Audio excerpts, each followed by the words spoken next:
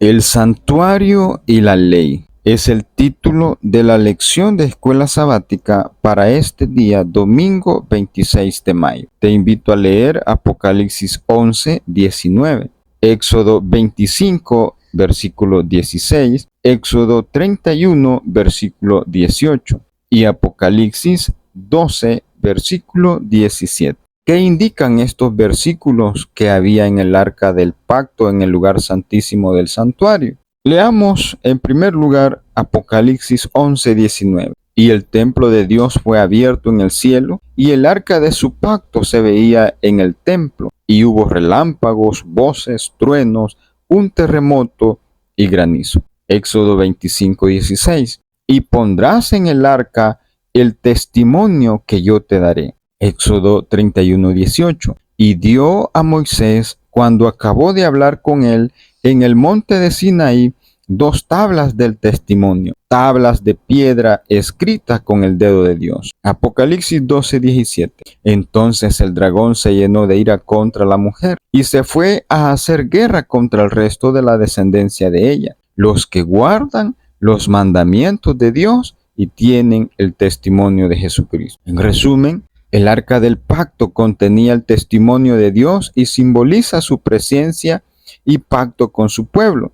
Los versículos mencionados destacan la importancia y la conexión entre el arca, el testimonio divino y la fidelidad de aquellos que guardan los mandamientos de Dios. En el día de la expiación, ese era un día de juicio. A todo Israel se le ordenaba participar de este acontecimiento mediante el arrepentimiento, el examen de conciencia y la abstención de todo trabajo. Levítico 23, 29 al 31. Solo ese día el sumo sacerdote entraba en el lugar santísimo para hacer expiación por el pecado. Allí, en el compartimiento más íntimo del santuario, estaba el arca del pacto. Dentro del arca estaba la ley de Dios, los 10 mandamientos, escrita en tablas de piedra. La cubierta de oro del arca se denominaba propiciatorio, donde se rociaba la sangre para purificar el santuario del pecado. La presencia de Dios se manifestaba en la gloria de la Shekinah sobre el propiciatorio. Cada sacrificio ofrecido revelaba la misericordia de Dios hacia los seres humanos pecadores. Pero el día de la expiación muestra que el pecado se recuerda hasta el día del juicio, como lo dice Hebreos 10:3, y que realmente solo podía ser eliminado mediante la fe en la sangre de Cristo para limpiar el pecado. Primera de Pedro 1:18 y 19. Allí, en la presencia de Dios, la misericordia y la justicia se combinan maravillosamente. Al mirar hacia el santuario celestial, el apóstol Juan vio el templo de Dios abierto y el arca de su pacto. Apocalipsis 11:19. El conflicto de los siglos añade este comentario. En el lugar santísimo, en el santuario celestial, la ley divina se encuentra sagradamente guardada. Es la ley que fue promulgada por Dios mismo entre los truenos del Sinaí y escrita con su propio dedo sobre las tablas de piedra. La ley de Dios en el santuario celestial es el gran original, del que los preceptos grabados en las tablas de piedra y registrados por Moisés en el Pentateuco eran una copia exacta. Los que llegaron a entender este punto importante fueron inducidos a ver el carácter sagrado e invariable de la ley divina. Página 430 del Conflicto de los Siglos. Cuando los primeros creyentes adventistas estudiaron las enseñanzas bíblicas sobre el santuario,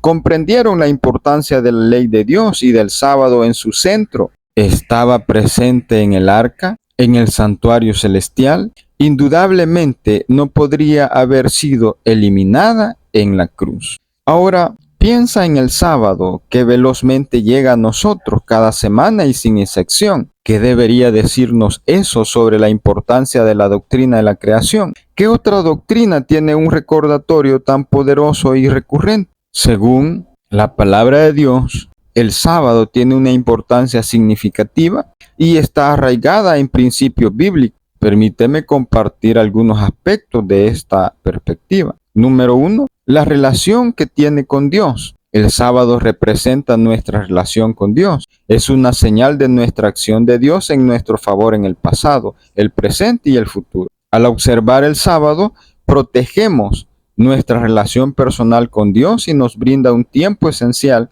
para profundizar en esa comunión. En un mundo materialista, el sábado nos guía hacia lo espiritual y lo personal, recordándonos que Dios es nuestro creador y sustentador. Número 2. Es un memorial de la creación. El origen del sábado se remonta a la creación, como lo dice Génesis 2 del 1 al 3. Dios descansó en el séptimo día y lo bendijo, santificó como un día especial. El sábado es una señal perpetua del pacto eterno entre Dios y su pueblo. Nos permite conocer al Creador y reconocerlo como nuestro Señor. Tercero, el descanso y alegría. Al descansar en el sábado seguimos el modelo divino. Dios hizo el sábado por causa del hombre y como imagen de Dios. También debemos descansar en el día que Él santificó. El sábado no solo es restaurativo, sino también conclusivo. Es un tiempo de satisfacción por la obra creada y nos invita a alegrarnos en la creación de Dios. Cuarto, es una muestra de lealtad y esperanza. Al observar el sábado damos testimonio de nuestra confianza en Dios como nuestro sustentador y salvador. Es un día de anticipación de nuestro futuro eterno en el reino de Dios, donde disfrutaremos de comunión continua con Él. En resumen, el sábado es un día de agradable comunión con Dios, una señal de santificación y una demostración de nuestra lealtad. Es la señal perpetua del pacto eterno entre Dios y su pueblo. Termino con un pequeño comentario de la señora Elena. Juan dice en Apocalipsis, el templo de Dios fue abierto en el cielo y el arca de su pacto se veía en el templo. Apocalipsis 11:19. Juan vio en visión al pueblo del Señor que esperaba su venida y que buscaba la verdad. Cuando el templo de Dios fue abierto para su pueblo, brilló la luz de la ley de Dios que estaba en el arca. En la proclamación del mensaje del tercer ángel, aparecen en escena los que reciben esta luz. Todo esto lo encontramos en el comentario de la señora Elena en el libro Comentario Bíblico Adventista,